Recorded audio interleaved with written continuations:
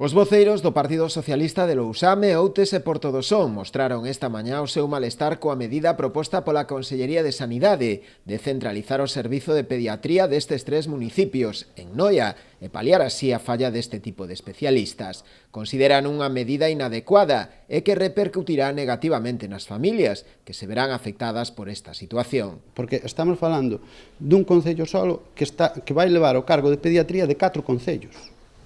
Sean máis grandes ou máis pequenos, pero de 4 concellos.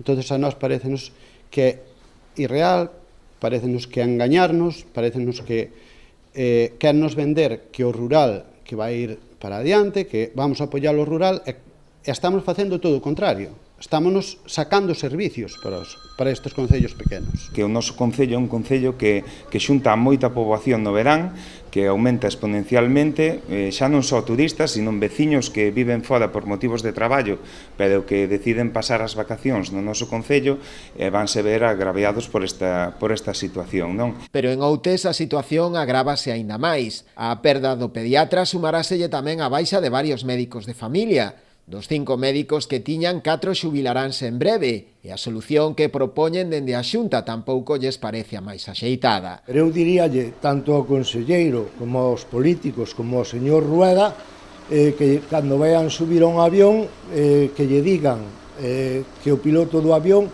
pois é un estudiante que está acabando o curso, que aínda non aprobou, pero que non se preocupe que no avión vai estar ben pilotado. Entonces, xa digo, con todos os meus respetos para os estudiantes de medicina, que sei que o van facer estupendamente, pero non é unha situación que se deba resolver deste xeito. Hai que poñer outros medios, hai que poñer outra realidade encima da mesa, e isto é un parche que o día que calquer facultativo, o día que calquer paciente o denuncie, vai adiante. A excusa esgrimida pola Xunta de que non hai médicos tampouco lles vale aos socialistas, deixando entrever que as decisións responden máis ben a un carácter económico e privatizador. Ante esta situación pídenlle aos veciños que reclamen nos seus centros de saúde, facendo ademais unha chamada a participar na concentración prevista para mañá venres, a 1 da tarde, diante do Centro de Saúde de Porto do Son, convocada pola Plataforma en Defensa da Sanidade Pública do Barbanza.